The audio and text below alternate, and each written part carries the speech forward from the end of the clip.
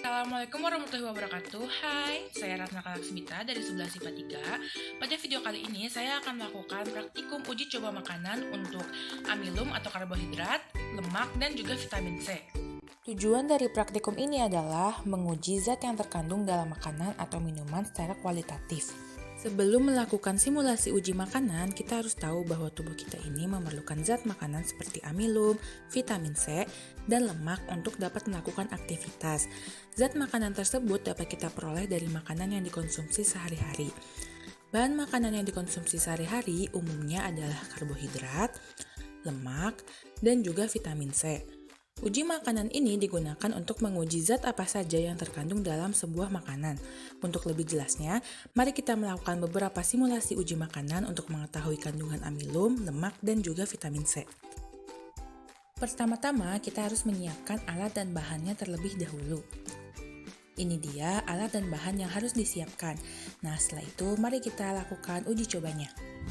Uji coba pertama adalah uji amilum. Larutan yang dibutuhkan untuk melakukan uji amilum atau karbohidrat adalah lugol.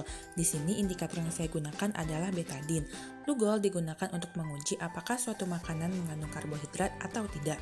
Untuk mengetahui makanan tersebut mengandung karbohidrat atau tidak, bila makanan yang kita tetesi lugol menghitam atau menjadi biru kehitaman, maka makanan tersebut mengandung karbohidrat.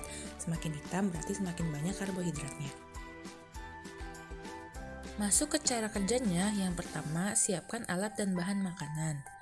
Lalu, masing-masing makanan akan ditetesi dengan 5 tetes lugol atau betadin.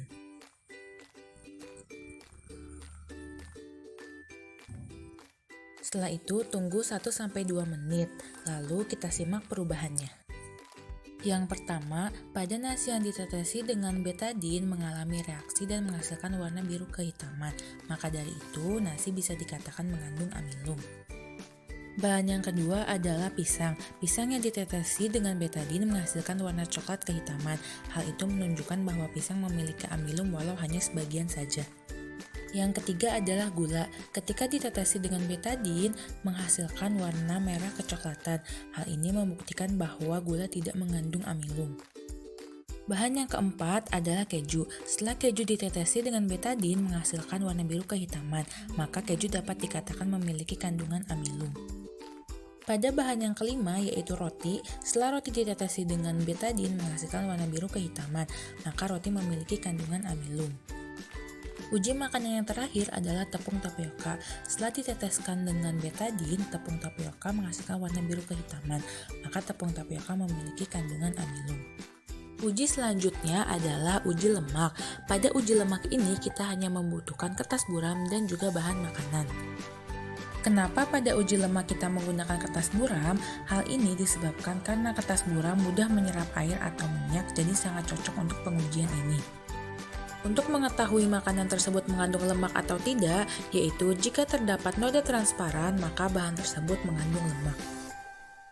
Masuk ke cara kerjanya, yang pertama siapkan alat dan bahan.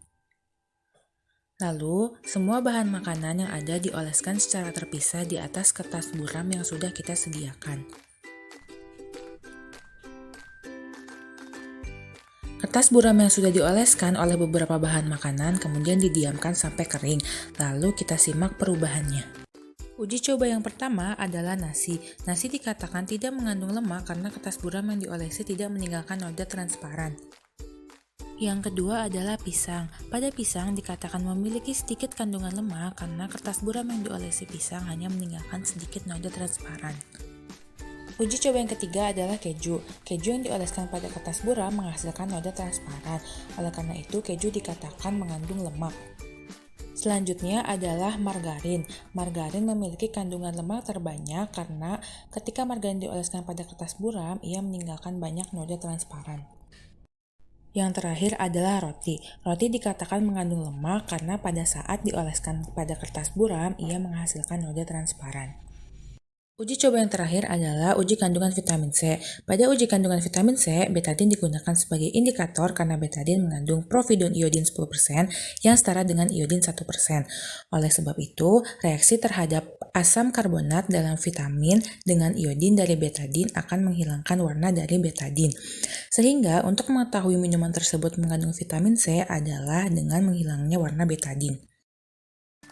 Masuk ke cara kerjanya, yang pertama, siapkan alat dan bahan. Lalu, tuang 1 ml betadin atau 20 tetes ke dalam 2 gelas kosong dan ke dalam gelas yang sudah berisi 50 ml air. Lalu, tuangkan UC dan ale-ale ke dalam gelas kosong yang sudah berisi betadin secara terpisah. Tidak lupa, masukkan 1 keping sonse ke dalam larutan betadin.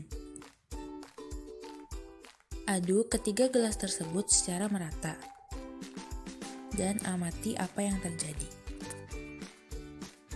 Bahan pertama yaitu UC. UC dikatakan mengandung vitamin C karena pada saat dituangkan ke dalam gelas yang berisi betadin, warna betadin menghilang. Bahan selanjutnya adalah ale-ale. Ale-ale dapat dikatakan hanya mengandung sedikit vitamin C karena pada saat dimasukkan ke dalam gelas yang berisi betadin lalu diaduk, warna betadin tidak menghilang. Tetapi setelah saya diamkan beberapa saat, warna betadin dapat menghilang. Bahan yang terakhir adalah sonse. Sonse dapat dikatakan mengandung vitamin C karena pada saat dicelupkan ke dalam larutan betadin, ia dapat menghilangkan warna dari betadin. Sekian praktikum dari saya, mohon maaf apabila ada kesalahan, semoga dapat bermanfaat baik bagi saya dan bagi orang lain. Wassalamualaikum warahmatullahi wabarakatuh.